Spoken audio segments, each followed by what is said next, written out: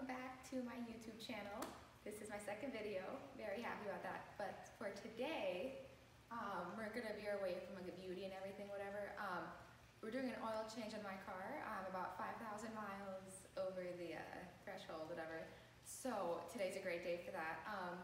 I have bought a oil filter and the 5W20 oil. This is full synthetic from AutoZone.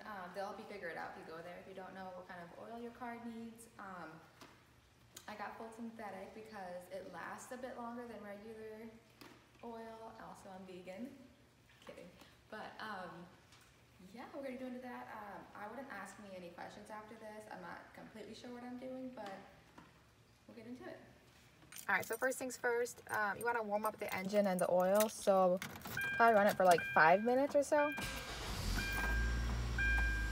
So for my car, we're gonna jack it up right along this thing where the frame is. Somebody already cut out a hole for the oil filter removal.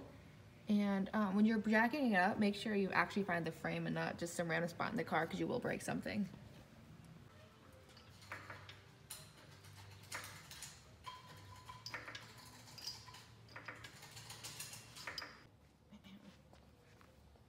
Okay, so there are multiple ways to get the oil filter off of the car. So you can either use a oil filter socket, and what this part does, it goes onto this part and kind of like, you know, screw it off of there. If you don't have any of these, or any, you know, that fit, you can use one of the oil filter ratchets. This does this action on it, you know, so you can kind of, you know, squeeze it off.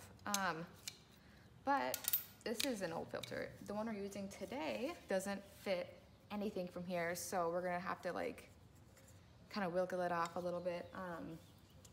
Yeah, let's get into the rest of this.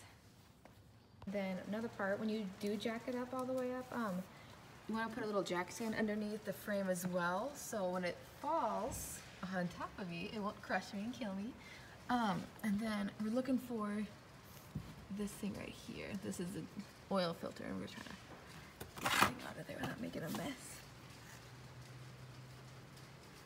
Oh, and there it goes. Oh shit, okay. Am I getting it out? Oh god, okay. And there's that. Alright, so this is the new filter.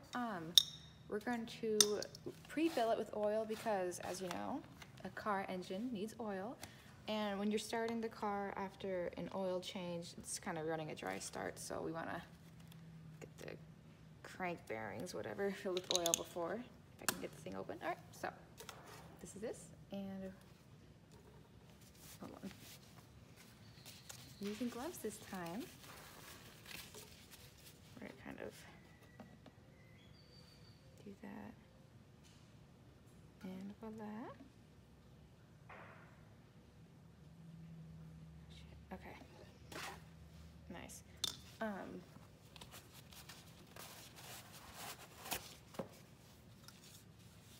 There's that.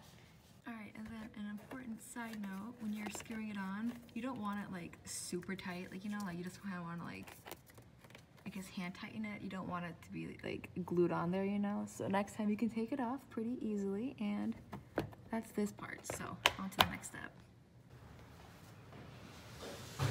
Okay, so it's definitely not the most flattering angle, but we have an assortment of wrenches. So this is the oil pan, and we're looking for this guy right here. And very important to not make sure that it over torque it.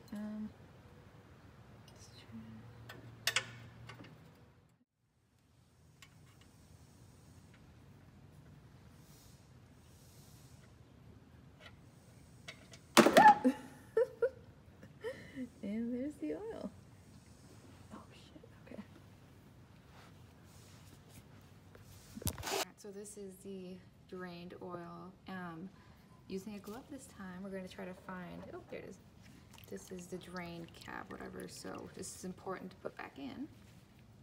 All right, so this is the little oil cap thingy from what we removed. Normally when you do an oil change, you're supposed to buy a new one of these little washer things. This one's aluminum. It's really just like a one-shot deal, so we did not buy one this time because I forgot.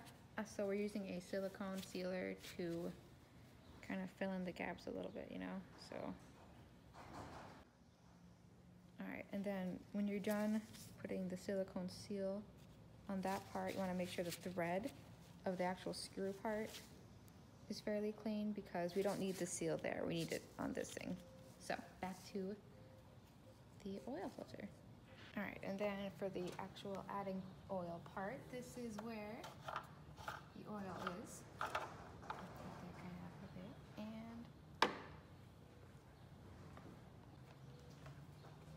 And then my car takes about 5 quarts, and then I'm just gonna dump that in there.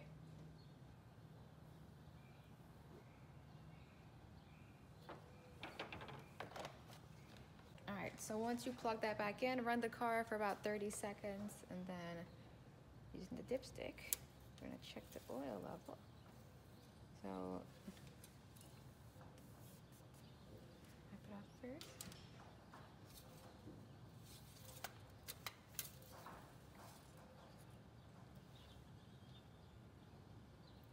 You can see between the lines right there, we are all good.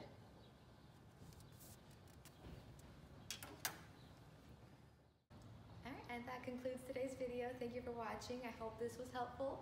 If you have any questions, I can try to answer them. Again, I'm not a professional, I'm not licensed, but it's really not that hard. Wear gloves, and we will see you guys in the next video. Thank you.